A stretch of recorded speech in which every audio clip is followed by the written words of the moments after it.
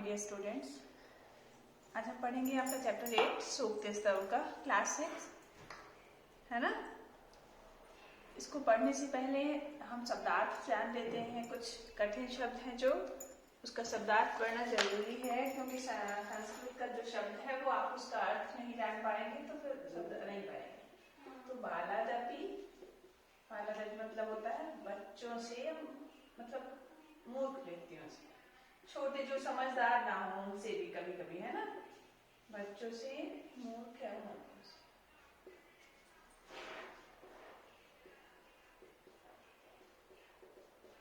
दूसरा है ग्रहित, मतलब ग्रहण कर लेना।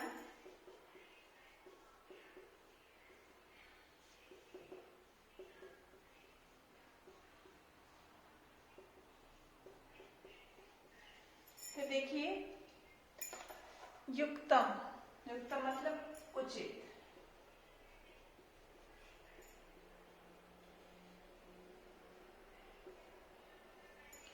फिर रवे, रवे मतलब होता है सूर्य। कुछ ही शब्दार्थ हम लिखा रहे हैं, वैसे आपके बुक में भी है तो आप कर सकते हैं ना। दरिद्रता आप सब जानते हैं, दरिद्रता मतलब होता है गरीबी। प्रदीपस्य मतलब दीपक।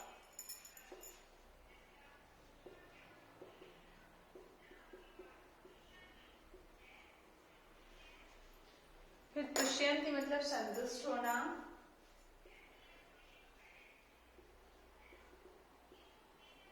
संतुष्ट होना।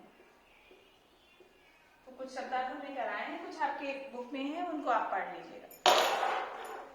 फिर देखिए बालादपि ग्रहीत्वम युक्त मुक्तम मनीषिभिः रवेर विषय किं न प्रदीपस्य प्रकाशनम।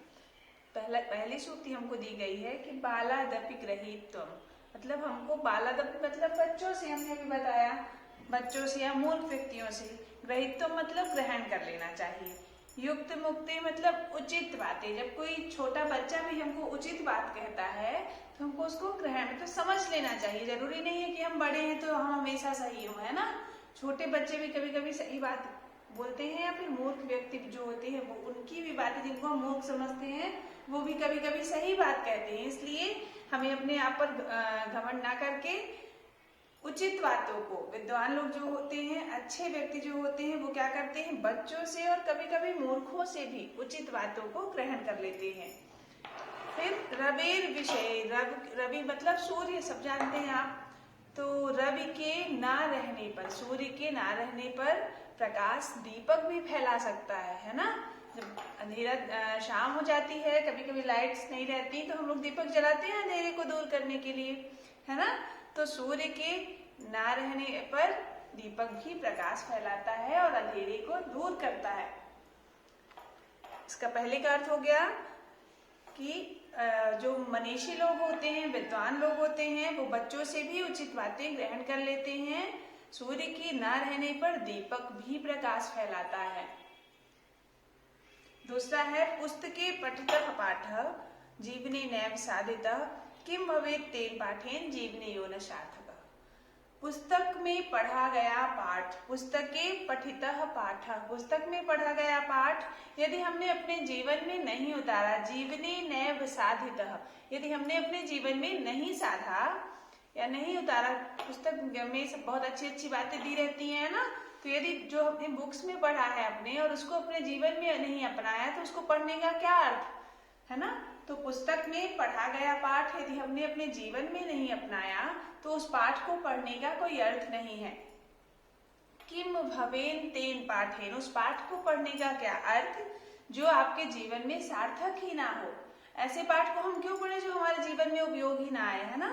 तो पुस्तक में पढ़ा गया पाठ जो जीवन में सार्थक ना हो, उस पाठ को पढ़ने का कोई अर्थ नहीं है। अगला है प्रिय वाक्य प्रदानेन सर्वे तुष्यन्त जन्तवः सर्वे तुष्यन्त मानवाः तस्मात् प्रियम ही वक्तव्यम वचने का दरिद्रता। फिर क्या हमको सूक्ति क्या सिखाती है कि प्रिय वाक्येन प्रदानेन, प्रिय वाक्य बोलने पर, अच्छी वाक्य बोलने पर, अच्छे वचन बोलने पर सभी मनुष्य संतुष्ट होते हैं, है ना। जब हम बुरा बोलते हैं तो लोगों को बुरा लगता है, इसलिए हमको कैसा बोलना चाहिए, हमेशा मीठा बोलना चाहिए, प्रिय बोलना चाहिए।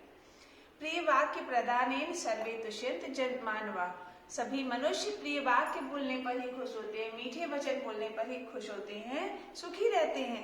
तो हमें कैसा बोलना चाहिए? मीठा। तस्मात् प्रियम ही वक्तव्यम, इसलिए हमको हमेशा मीठा बोलना चाहिए। वचने का दरिद्रता, वचन बोलने में कैसी गरीबी है ना।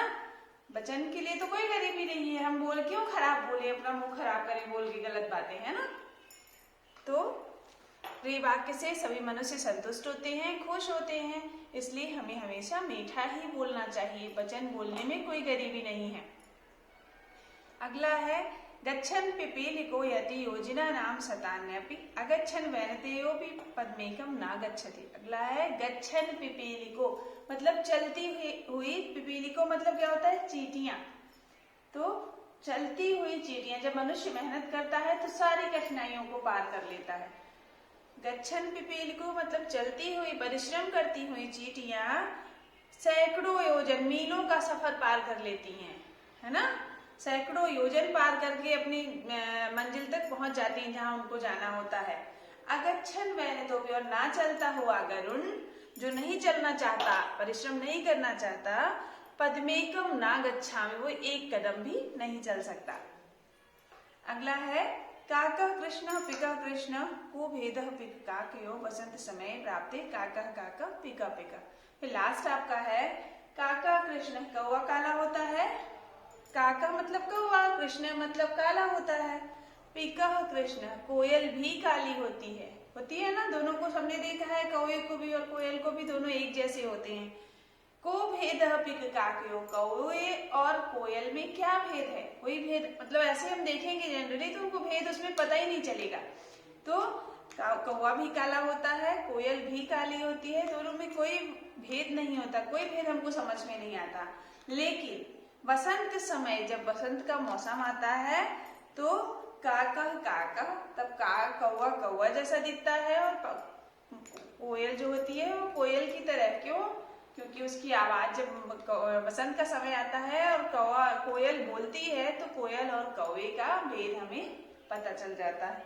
ठीक है, आपका चैप्टर ये हो गया है, इसको आप लोग पढ़ लीजिएगा और अपनी नोटबुक में इसको लिख लीजिएगा। ठीक है, थैंक यू।